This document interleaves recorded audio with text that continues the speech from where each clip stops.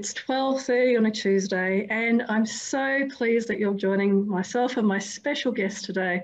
It's Tuesday, which means that it's the time for the Mindset Michele TV show. And I'm so excited about my fabulous guest today. So honoured that he's taken the time out of his very busy schedule to join us.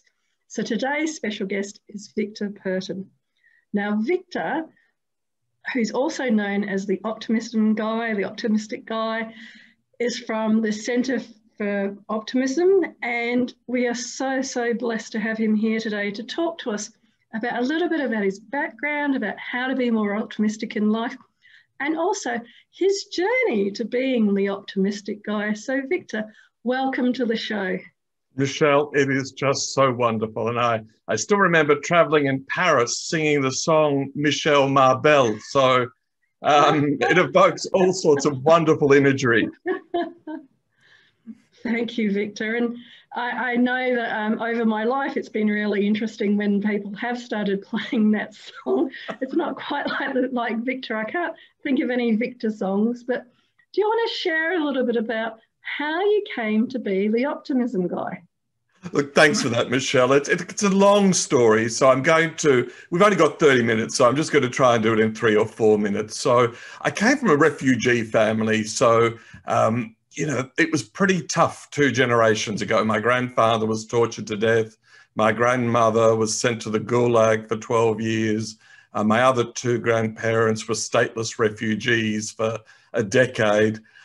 But my grandmother was a very interesting key to it, because despite her ill health and everything that had happened to her, in the late 80s, she rang me and she said, I want you to take me to the first rally of Sąjūdis, which was the Lithuanian freedom movement. And at the rally, she said to me, I'm going to outlive communism. And I thought, wow. And of course, 4 years later, she did. So she was a great role model to me. And then my mother, who at the age of 12 became a refugee, was widowed when I was 7, worked 3 jobs to put my sister and me through school. She died last year in October, ever the optimist. And she said to me, Vic, you've done so many amazing things in your life, but no more important thing are you doing in your life than asking this question of people: what makes you optimistic? And then for me, the journey to get to here, I'd been a barrister, a member of parliament, and then the most relevant period was my time as trade commissioner in North and South America, where everywhere I went, my work was made more easy by being an Australian. The stereotype of the optimistic, positive Australian opens doors. And then after that, I was a senior advisor to the Australian G20 presidency. And at that super elite level of presidents, prime ministers, finance ministers, central bank governors, it was exactly the same. Australians are regarded as no bullshit, and people trust us. And then I came back to Melbourne, and I was astonished by the negativity of language around leadership. And, I had changed from the life that I'd led, but Australia had changed more. And so rather than waste time complaining about it, I set up the Australian Leadership Project. And we interviewed 2,500 people on Australian leadership. And it won't surprise you, the 3 qualities that distinguish an Australian leader is egalitarianism. We talk to the cleaner the same way we talk to the chairman. Self-effacing humour. You and I have already spent, some time today laughing at ourselves. And then thirdly, no bullshit, plain speaking. Now, if those are the 3 qualities of Australian leadership, there are millions of people like that. And that's why the Prime Minister was one of the, invited guests at the G7. That's why we're a leader in the G20. So I was still bewildered by the negativity. And then my eureka moment came at the Global Integrity Summit in 2017, when my speech was the case for optimism in integrity. And it electrified the room. And then I realized the problem was not the problem of leadership. The problem is the problem of pessimism. And so what we do at the Centre for Optimism is to promote realistic and infectiously optimistic leaders. And the way we do that is not to preach and tell people why they should be optimistic. We ask them to ask that question of themselves. What makes you optimistic? Wow. And Michele, What makes you optimistic? What a question. And it's quite a profound question, isn't it? And it's one that I think does have so many complexities, a bit like your life story that you shared there. So, what is it that makes me optimistic? I think one of the things that makes me so optimistic about myself, my life, Australia, and the future is the journey that I feel like I've been on throughout my life and also in the people that I've attracted into my life. So at different times, obviously, things have been a bit difficult. Like yourself, my mum died a couple of years ago. And it was the people that were around me at the time that helped me to grieve and move through that. And interestingly, those same tools that I set up at the time, like I had a list of people that I would call on different time zones, depending on what was happening with mum. And so my optimism is based on, I guess, going through difficult periods in life, working out some new tools, and then using those tools and going, oh, yeah, I've got this. I can get through this. Things are going to get better. The sun will come up tomorrow. So like that call list, but some of them unfortunately died as well, but the other people and new names came in to join it. So I'm continuously optimistic and hopeful that, you know, myself learning those new skills, other people learn new skills too. So we're all on this fabulous journey called life together, becoming better as best as we can in our own lives. That is genius, Michele. And what's really interesting is we just put together a working group, Centre for Optimism, on grief and optimism. How does the optimist grieve, but how does the optimist console the grieving? And it's the fact that you pointed to that, it's genius, because we all have to go through grief. But as one of our leaders, Christy, says, suffering is optional. Yeah. Well, and in my world, in transformation and change, it's the same kind of process. Whether you're grieving for a loved one dying, you're grieving for an old persona or an old you as you go through those change processes.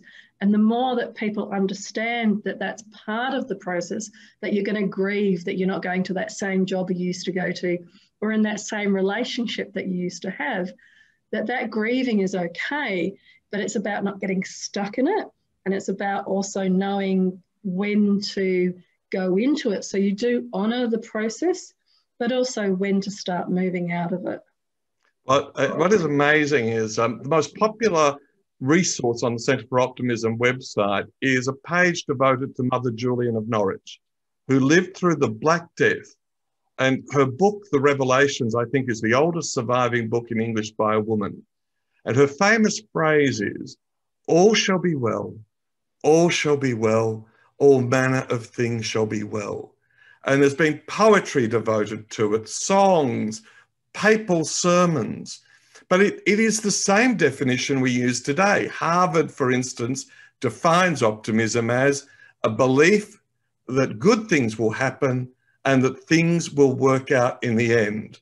And one of our cheeky members, Noreen, says that if it hasn't worked out, it's not the end. Well, that's the movie I was thinking of as well, the Marigold Hotel movie. And it's funny because I use that expression all the time as well, that if it's not all well, then it's not the end. Well, you're nailing it, because one of the things we're doing in India, we help to work out who needed help in what hospitals, and we've got members in 2 hospitals that are helping themselves, one in Bangalore and one in the south at Mount Abu. But now one of the most important things we're doing, I've got an Indian intern helping me, is actually asking Indians what makes them optimistic. And I've walked the streets of India, I've asked women digging ditches what makes them optimistic. And, people in absolute poverty, when you ask them what makes them optimistic, and sometimes I've used an interpreter because, they've got a dialect that I can't speak, their faces always light up as yours did, Michele. And everyone's always got an answer to the question, what makes me optimistic? And I guess it's interesting as well, because over the weeks of doing this show, one of the theme questions for me that fits in very nicely here is, what do you think success is? Because every week, everybody has such a different view, just like optimism. a different view about what success means to them. So what does success, given your incredible history in different areas, what does success now mean to you? For me, it's bringing optimism into people's lives. As I shared at my mother's funeral in October, she'd said to me 2 weeks before, this is the most important work you've ever done. So I will continue asking people what makes you optimistic. And, COVID hit in the middle of our establishment, but we've got 5,000 members now in 63 countries, and prominent people, ordinary people, thinking people. So for me, it is bringing more optimism into people's lives. So last year, we helped with the Nelson Mandela Youth Leadership Summit, and we took it from 60 kids in a dusty hall to 250 children from Denmark to Africa. But what was fascinating was that the people who benefited most from that were CEOs in New York and San Diego who just loved talking to children from regional parts of Australia. And then, we did something for the Bendigo Invention and Innovation Festival, where we actually, with a dose of optimism added to the mix, they went 2,000% over their budgeted registrations. And again, we turned it from a local event to a global event. So it's constantly forming and reforming, but I think central to it all is asking this question, what makes you optimistic? And then I have 2 teenage children. It's helping them to be the best people they can be. And, so this morning, it was about making breakfast and preparing lunch and, helping my son get to school to do the 2 exams he has to do. So family, friends, and, you made a most profound comment earlier about in your grief, surrounding yourself with optimistic people. When I asked Bill George, the Harvard guru who wrote True North, when I asked him what makes him optimistic, he said, being surrounded by positive people. And Michele, he used your words. He said, what a blessing. It is. I think that, for me and for the clients I work with, helping them to resonate and to recognize their own internal processes, so that it's never about denying or making them less than what they are, but being aware of them, but keeping that positive focus and keeping that direction of optimism that you're going in, that, it might be hard today, but tomorrow will be easier. The next day will be easier. And even if things seem a bit harder again next week, you had 1 day out of 7 rather than 3 days out of 7. So all of those little milestones, especially with grieving, that help people to see, oh, okay, I'm making progress, I can do this. So the show we also talk here a little bit about tips that people can give. And given that you would have had so many people say to you what, optimism is and how to be optimistic, I'm sure there's many people watching that are going, yeah, I really want to be more optimistic, but what are some really good or practical tips? I loved when you were talking about your family and your son, because the practical tips can be getting him to his exams and being a happy, positive, optimistic influence around him, rather than, a grumpy parent doing what he needs to do, because that rubs off when he's doing his exams, obviously. So what might be 3 tips or 3 areas that you could encourage people to be more optimistic themselves? Yeah, so we've got 2025 Habits of the Optimist. So people just want to Google it. Habits of an Optimist is an animated course. It takes between 50 minutes and a lifetime. And people will love it because we've got all sorts of prominent people, including the Australian Boys Choir on video. My favourite habit of the optimist is to smile like an optimist. And that is, as you're doing now, Michele, whenever you're on a video, check in. Are your lips up or down? Walking the streets, are you smiling at people walking by? And we had a very famous artist from Sydney who'd recovered from drug addiction. And he was walking through King's Cross and people were smiling at him. He was, a typical bloke. He thought, is my zip undone? Have I got spaghetti on my shirt? But he was smiling at them and they were smiling back. So it doesn't matter whether you're at the checkout in the supermarket, on video, smiling is number one.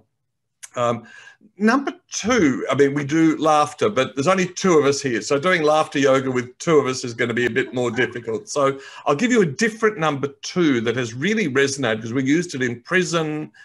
People have taken it away. It's worked in New Zealand. It's worked elsewhere. In Australia, if you greet someone and say, hello, how are you? 60% of people say not bad or not too bad.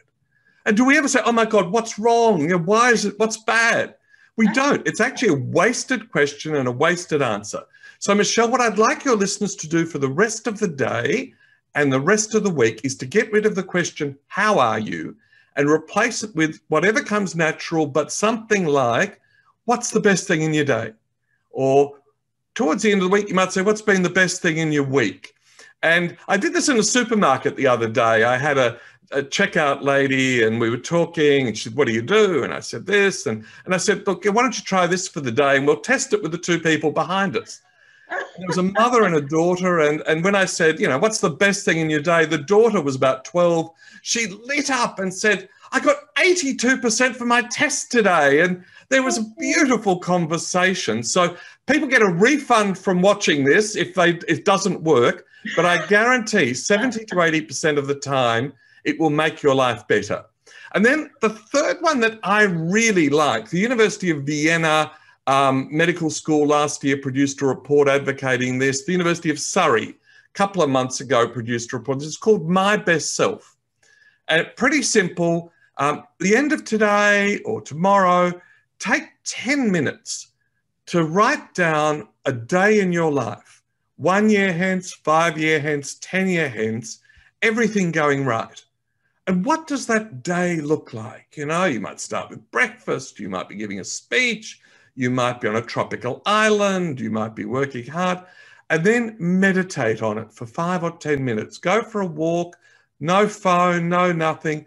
Just think about that day. And the American military is apparently now using this.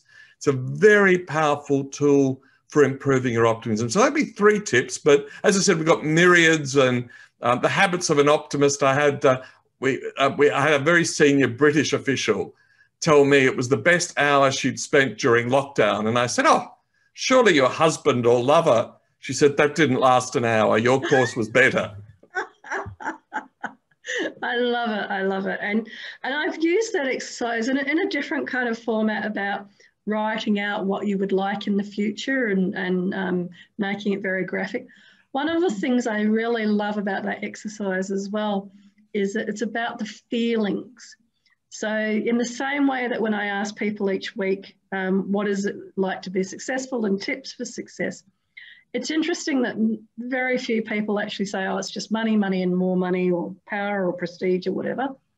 They always talk about experiences with family, with friends, with whatever it might be.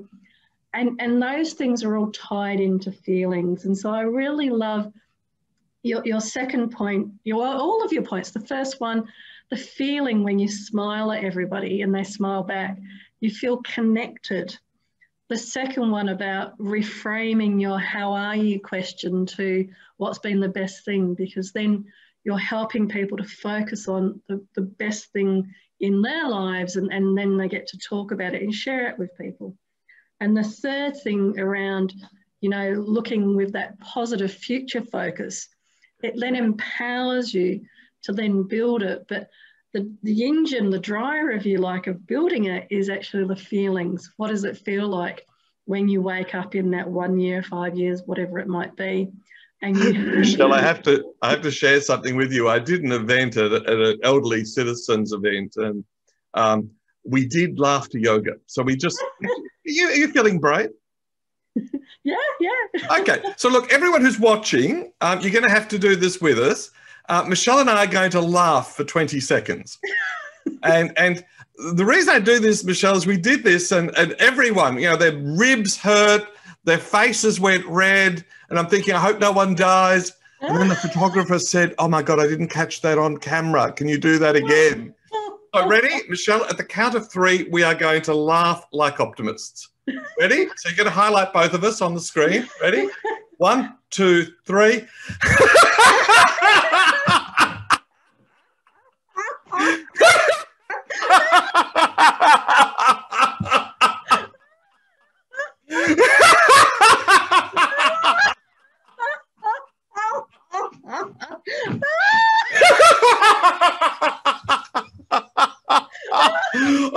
that's enough. I've got red. My ribs are hurting. But look, if everyone does that 20 seconds a day, and I've got a great friend, I think you know her, Michele, Ros Ben Moshe, who's actually teaching a course at La Trobe called Laughter and Wellbeing. So that'd be the fourth one I'd throw in.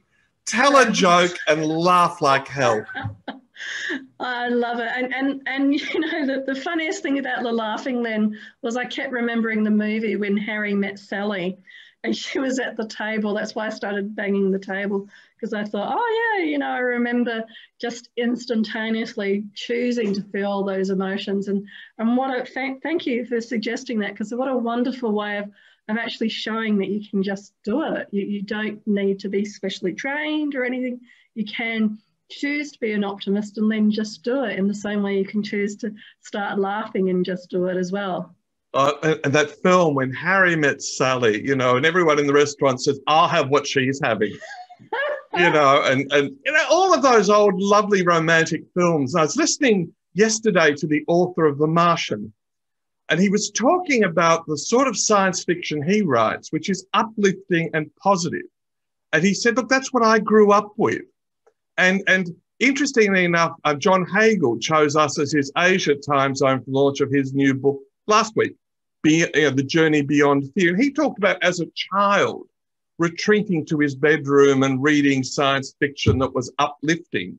And one of the difficulties, we talk about teenagers today, is you switch on SBS or you watch any of these Blade Runners and the like, everything is dystopian, not utopian.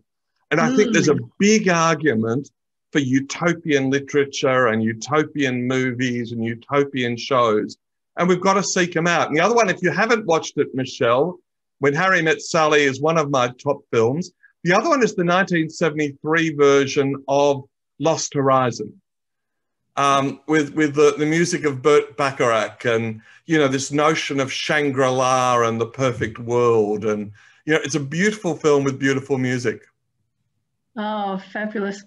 It's interesting, you know, talking about movies and emotions and feelings and everything, because there's so many that do capture society. I know I came back to Australia a few years ago from living overseas as well, and I was fascinated that every second program was a crime thing about CSI, and realised as well that there was a problem if society was normalising all of that. But one of my other interesting insights that I got about myself was how lucky that my generation was. We grew up, you know, watching The Goodies, watching Doctor Who. So you had all of these really bizarre lateral thinking programs where reality wasn't reality. And I do credit it for, you know, normalising in my family and for me some of the ways that I think about things even now. I was at university when The Young Ones was on. So I was literally living with the experience of opening up the fridge and the food in the fridge looking like it was alive, because the other students in the unit, you know, had left all the food there. But in The Young Ones, for example, they might actually, you'd open the door and it would be a gateway somewhere else. So all of that escapism, like you're saying, you know, it allowed you to think of things differently, challenge things, compared to, like I said, when I came back to Australia a few years ago and it was all CSI. And there was none of that uplifting, none of that excitement.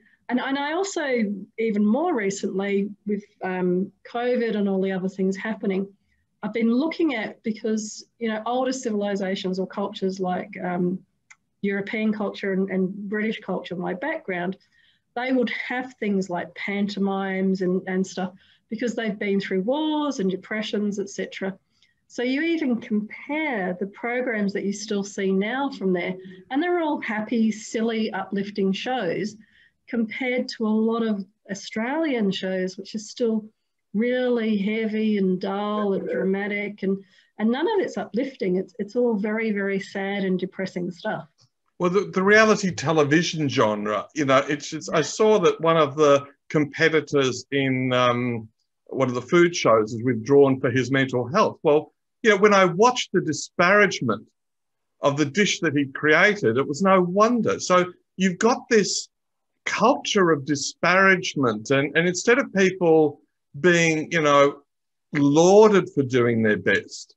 You know, there's this ugly, disparaging humour. And, you know, when I said that one of the keys to Australian leadership is self-effacing humour, that is actually under some threat. Young people are not seeing the role models on television and the like. It's turned into this very disparaging at the expense of someone else's humour.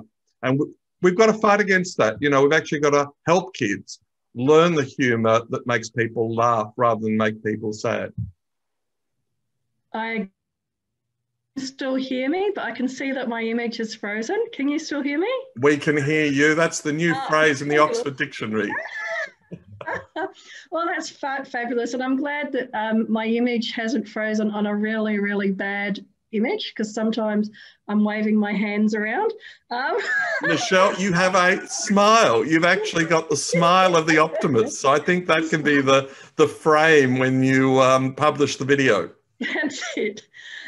So while I'm fiddling with the technical, and I'm glad that it hasn't killed the whole thing, Victor, do you want to just say to people how they can get hold of you and where they can connect with you? Of course. And look, easiest place is the Centre for Optimism. So if people go to just Google the Centre for Optimism, if you sign up for the free membership, the updates and newsletter one, I'll uplift every one of your watchers and listeners to full membership so that they can benefit, you know, right through 21 and 2022, because we're doing a lot of stuff, storytelling for optimists and all sorts of things. So, and as I said, you know, our most popular page is Mother Julian of Norwich. Our second most popular page is the Marxist Gramsci, who was famous for saying pessimism of the intellect and optimism of the will. So there's something for everyone, but in particular, it's that fostering of realistic and infectiously optimistic leadership, Michele, which you are an epitome of. Oh, that's very generous and very kind of you, Victor. I just think of myself as, you know, getting up and doing the best I can each day, and being really honoured and blessed to be able to have conversations like this with you. That really, I talk about heart singing, and this is what makes my heart sing.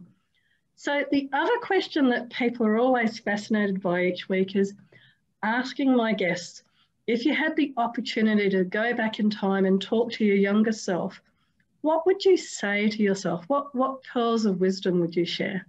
Well, I do that every week. There's always a youth audience, and the Nelson Mandela Youth Leadership Summit is there. And I always walk amongst the kids, and, you know, we ask them to gather around and ask each other what makes them optimistic. But the other thing I tell children is to remember that the leader looks like the person in your mirror. So I get them to get up and shout that. I get them to look into each other's eyes and tell each other that. And then I say that anyone who's got red lipstick or an erasable pen, go and put it on the mirror in the men's room, the ladies' room. The leader looks like the person in your mirror. And when you remember that, you know, that everyone is a leader at some point, I think that's what I say to young people. Always remember that people are looking out to you for leadership. That's wonderful, and so in tune with what I heard when I was younger, thankfully. It was all about Michael Jackson's song at the time, Man in the Mirror, was so poignant. And still today, it's one of those really inspiring songs. But just like having yourself on the show, which has been also really incredibly inspiring. And I can't thank you enough for coming on today, Victor. Michele, it has been a great joy. Like you, my heart is singing. And last year we actually did a series with a friend, Carolyn Ward, called The Optimist Heart. Oh. And those who are watching in Sydney, under the Coca-Cola sign at King's Cross, there is a wonderful artist called George Hall. Go and buy yourself one of his paintings called The Optimist Heart. Oh, fabulous. What a wonderful, wonderful way to end. And thank you so much again, Victor. And thank you to everybody watching today. It's been such a pleasure to have you join us for these brief moments in time. I'm sure, like myself, your heart feels full and you just feel so inspired. And I hope that today has helped you with the smiling more, asking different questions about how people are, and also writing out some points around what your life looks like and then being optimistic about it. But until now, thank you all for joining us today. And from my heart to your heart, be great, be fabulous, and be you.